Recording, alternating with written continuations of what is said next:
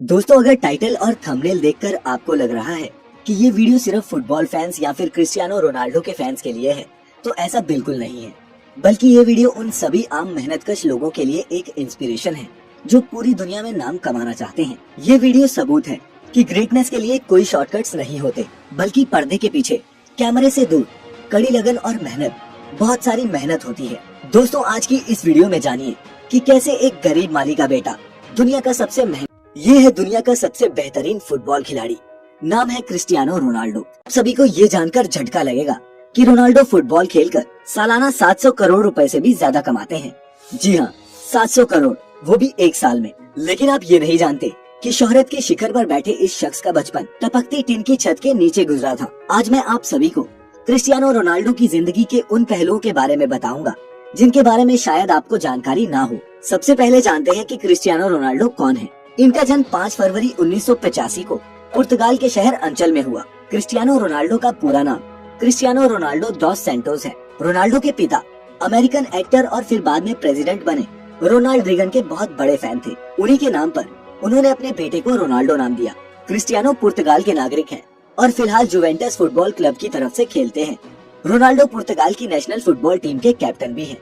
आज Cristiano Ronaldo की कमाई इतनी ज्यादा है कि वे अरबों के बंगलों में रहते हैं, दुनिया की सबसे महंगी गाड़ियों में सफर करते हैं।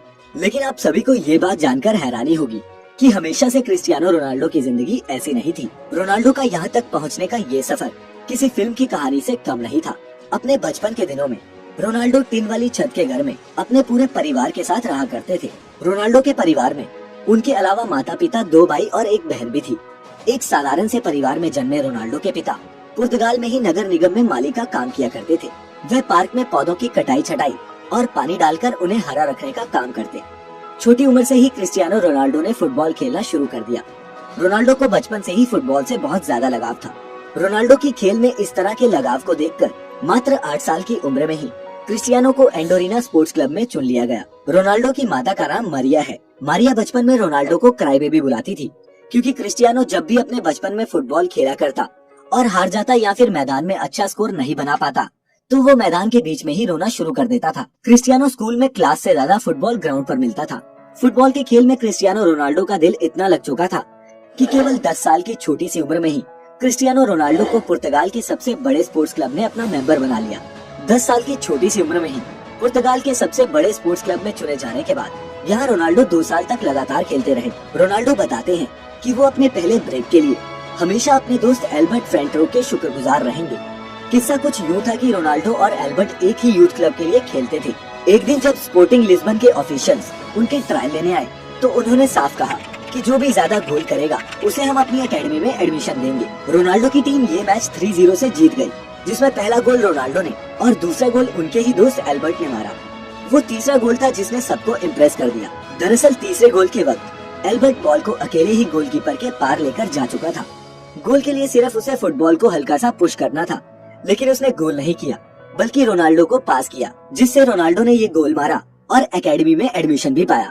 जब रोनाल्डो ने अपने दोस्त से पूछा कि उसने ऐसा क्यों किया, तब एल्बर्ट ने जवाब दिया कि रोनाल्डो उससे बहुत बेहतर फुटबॉल खिलाड़ी है। एल्बर्ट और रोनाल्डो की दोस्ती इस इंसिडेंट के बाद मजबूत हो गई और वो आज तक दोस्त हैं। रोनाल्डो के बाद स्पोर्टिंग लिस्बन के बड़े अधिकारियों ने क्रिस्टियानो रोनाल्डो को 15 पाउंड में साइन कर लिया। ये क्लब पुर्तगाल की राजधानी लिस्बन में था और इसी कारण रोनाल्डो को 12 साल की उम्र में ही अपने पूरे परिवार का साथ छोड़कर पुर्तगाल की राजधानी लिस्बन में रहने जाना पड़ा।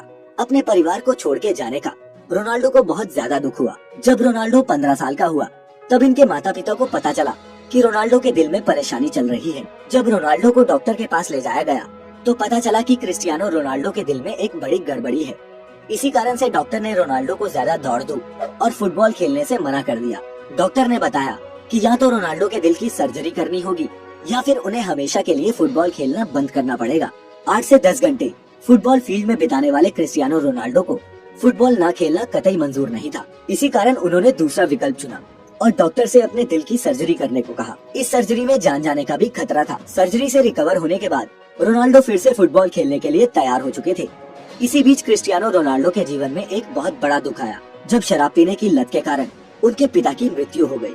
इस घटना ने रोनाल्डो को हिलाकर रख दिया, क्योंकि रोनाल्डो अपने पिता के ही सबसे ज्यादा करीब थे। शराब की वजह से पिता की मौत के कारण आज तक कभी भी क्रिस्टियानो रोनाल्डो ने शराब को हाथ तक नहीं लगाया। उनके पिता ही घर के इकलौते कमाने वाले सदस्य थे, जिनके चले जाने के कारण क्रिस्टियानो रोनाल्डो के घर की आर्थिक स्थिति बहुत ज्यादा खराब होने लगी। रोनाल्डो की मां मारिया को दूसरों के घरों में जाकर खाना बनाकर अपने परिवार का गुजारा करना पड़ रहा था, लेकिन रोनाल्डो ने इन सभी तरह की परेशानियों से जूझते हुए अपने फुटबॉल के खेल को जारी रखा। लगातार कठिन परिश्रम के दम पर आगे जाकर क्रिस्टियानो रोनाल्डो एक अच्छे खिलाड़ी के तौर पर उभरे। क्रिस्टियानो रोनाल्डो ने अपना पहला क्लब मैच 17 साल की उम्र में खेला। अच्छा खेल खेलने के कारण इस गेम से क्रिस्टियानो रोनाल्डो को बहुत फायदा हुआ। सन 2003 में 18 साल की उम्र में रोनाल्डो को English football club Manchester United ने 17 मिलियन अमेरिकी डॉलर में साइन किया।